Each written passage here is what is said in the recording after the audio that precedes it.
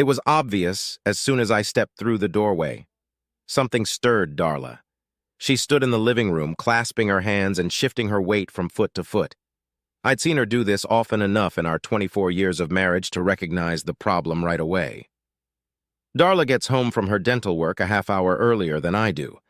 Usually she uses that time to start making dinner and change her clothes.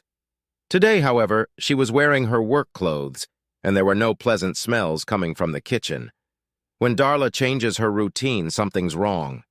"Dick, we need to talk," she began nervously. "Of course, dear," I replied quietly, dropping into the chair. The ball is now on her side. "What's wrong?" "I don't have an easy way to tell you this, Dick, so I'll just blab. I want a separation and possibly a divorce," she stated boldly. "I think a trial separation would be best, but with the understanding that it could lead to divorce in the future." "All right, dear," I replied calmly. "I will move out immediately."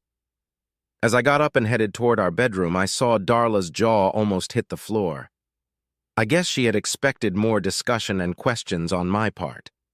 While we were married, I never failed to enjoy reacting to a situation differently than Darla expected. To this day, she never ceases to be amazed. She was the predictable one, not me.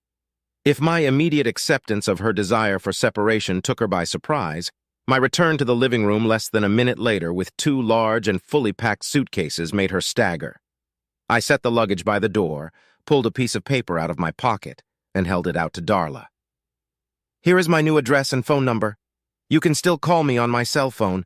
I only have one separation requirement. If you have sex with anyone other than me, we immediately proceed with the divorce. If you are just trying to find yourself, as they say, we can get back together when you do. I'm not okay with just getting fucked a few times with no consequences or punishment, and then letting you decide you want me back," I warned. "One punch and you're out." Before Darla could speak, I pulled out my cell phone and dialed a number. "Hello, Becky? It's Dick. I was wondering if you'd like to meet me Friday night for dinner?" I asked. "You know the answer to that, Dick?" Becky laughed. "I'll be there with bells on, but I can forget about underwear." I grinned, closed my phone, opened the door, and grabbed my suitcases. I left a stunned and speechless Darla standing in the living room as I nonchalantly walked down the walkway to my car. Although it wasn't a gourmet dinner, Becky and I enjoyed a nice steak before retiring to my apartment. She had just brought me to the point of bliss when the phone by the bed rang. Holding me in her rather cozy love nest, Becky leaned over and picked up the phone. "Hello," she answered, catching her breath. "Darla, will he be able to call you back in a few minutes? He's in a bit of a bind right now and he needs to relax a bit, but I think I can hurry him up. Be nice and give him half an hour, well, just in case the train arrives at the station a little later than I expect, okay?" With those words, Becky hung up the phone and started riding me with redoubled energy. "Shit!" she exclaimed. "I didn't realize how arousing it is to talk to a woman when I'm having sex with her husband." This time, I joined Becky for the finale. I waited a few minutes for my heartbeat to return to normal and for Becky to rush off me. Then I leaned over to the phone and dialed the number that had been mine a couple hours ago, my home number. "Hello?" Darla almost shouted, answering before the first ring ended. "Is that you, Dick?" "Yeah, it's me, Darla. I'm sorry I couldn't reach the phone when you called, but I called you back as soon as I was free," I replied more than smugly. "What the hell is going on, Dick?" Darla demanded an answer. "You already had a place to stay and your suitcases were packed before I even told you I wanted to separate. Then I call your number to discuss our situation and this slut answers my phone calls. She almost admits that she's shaking you down right now. Let's just say I didn't want to be caught with my pants down this afternoon when you decided to tell me you wanted to separate. Being caught with my pants down a few minutes ago is much less unpleasant. Becky's not really a slut. At least I don't think so," I grinned, stroking her smooth ass. "I guess I could ask her about it if it's important for deciding if we're going to reconcile or not." "Bastard!" Darla blurted out. "You told me we weren't going to have sex with anyone while we were apart. This is just a test." "That's not exactly what I said, Darla," I countered. "I told you that if you have sex with anyone else, we're definitely getting a divorce." "I never said anything about not having sex." "You're a real piece of shit," Darla snapped at me. "Why do you think you can play by different rules or even dictate them? If you can go out and fuck some slut, I'm damn sure entitled to sex too. What's good for the goose is good for the gander and all that, Dick. Of course you can, Darla. I'm just telling you it's bound to lead to our divorce. I won't be a cuckold, I declared. Then we should get a divorce because you screwed the bitch, shouldn't we? Darla asked. I think we should file for divorce Monday morning. That seems fair, doesn't it? Not really, Darla. Here's my reasoning. You're the one who decided we should split up. That meant I was removed from my sexual partner against my will. You did it of your own free will. There's a huge difference. Besides, I told you up front that I would divorce you if you had sex with anyone but me. You never said anything like that to me. Finally, despite all of the above, you still have every right to file for divorce. If you want to, go ahead and file. It's that simple, I concluded. But I'm not sure I want a divorce, Dick. I just want a separation to think about some things, Darla insisted. Then there's no problem. We're separated. You have what you want, I concluded. But you're sleeping with that girl and I can't have sex or you'll divorce me. That's not fair, Darla complained. Darla, I didn't ask for a separation. I didn't want it. I wanted my life and my wife the way they were. Well, almost. You took that away from me as a result of the separation. I mean, I'm not going to go without sex because you have some bug up your ass. If it makes you happy, you can come here 3 or 4 nights a week and we'll sleep together. What kind of separation is that, Dick? I never heard of a couple separating and the woman letting the man have her all the time to keep him faithful. Then it wouldn't even be a separation, would it? Darla demanded clarity. I haven't read the separation manual yet, Darla. I can see that I need to be more specific here. If you do decide to come and force me to sleep with you, be prepared for it. I firmly believe that I am not going to allow this separation idea of yours to curtail my sexual appetite as our marriage has already done. I now realize and openly admit that I like all sorts of sexual positions and activities. I don't want you lying like a log motionless for a few minutes as if you're making a great personal sacrifice and you still expect me to stop sleeping with real women? If you want to show up at my door to satisfy my sexual hunger, bring lubricant, lipstick, and whipped cream. What is wrong with you, Dick? All I wanted was a simple separation to see if we'd stay married. In a couple hours, you've turned into a sex devil. You're crude, you're vulgar, you're crude, you're vulgar, you're vulgar. You've probably been cheating on me behind my back for years. Bullshit. I've never cheated on you or asked to be separated. I'm just trying to find myself. Right now, I'm finding myself with another woman. We can talk again tomorrow, I joked, hanging up the phone. Wow! Becky laughed. This conversation is a real turn-on. You laid down the law for your wife. Did I mishear her call me a whore? I've always been an observant person. It was natural and was helpful in many ways.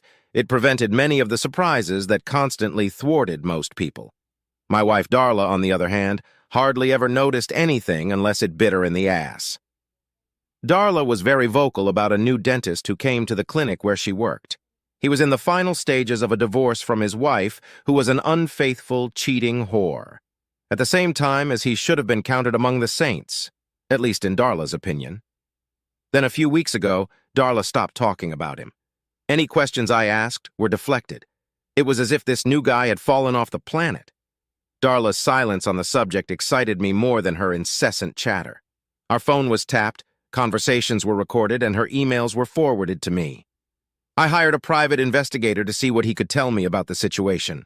From all the evidence, there was a clear pattern of seduction. Dr. Burns, as he was known professionally, was trying to get under Darla's skirt. He was getting divorced because he had done the same thing at his previous clinic.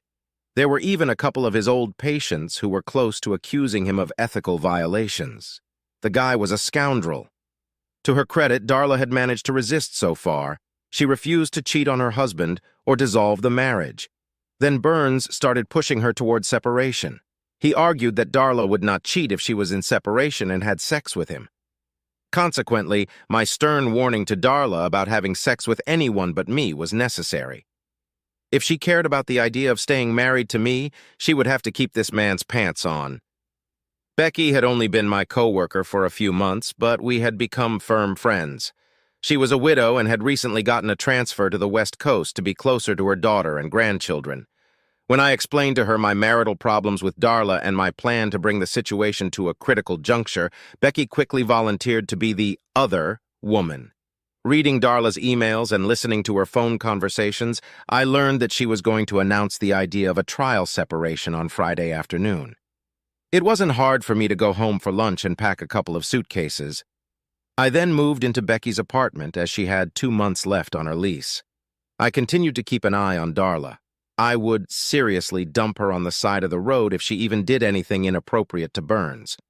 I was a faithful husband and devoted father to our son and daughter. They graduated from a local university and had good jobs in neighboring states. I wasn't going to be a cheater or some kind of womanizer. I figured that if Darla wanted me back, she would have to convince me it was worth it. I wasn't going to beg her. If we managed to remain a married couple, the status quo still wouldn't return. I wanted more out of my marriage than sex out of favor once every couple weeks. I wanted a woman who was willing to accommodate my desires and would even up the ante at times. I'm not going back to the monastic life. I had just gotten to my apartment after dropping Becky off at the airport when my doorbell rang. I was more than surprised to find Darla standing there sobbing. I walked her into the apartment and sat her down on the couch, sat down next to her and waited for her to talk. It took a couple minutes, but eventually she pulled herself together and told me what was bothering her. "Dick, I've been so stupid. It probably won't surprise you when I tell you that Dr. Burns has been pushing his wedges on me for the last few weeks. You seem to know more about who I am than I do. He convinced me to ask you for a trial separation so we could sleep together," Darla admitted. "He told me that if we were separated, it wouldn't be cheating and that you would even treat me better when I decided to get you back. Things definitely didn't go according to plan. You were ready. Your bags were packed. You had a place to live and another woman to date. And here I am with my brilliant idea. I'll never be able to figure it out, I think. But I think so much about what I'm going to do, but I should have known you'd be light years ahead of me. When I called you Friday night and this woman answered and almost admitted that you were sleeping with her, I almost died. Then when you called back, I knew you had just finished doing it with her. That hurt like hell, Dick," Darla sobbed. "I spent the whole weekend thinking about what you said. I gradually realized that you had honestly framed the situation for me. I was the one who asked for the separation, not you. I had planned to have a few nights of sex with Ed Burns and then let you crawl back home.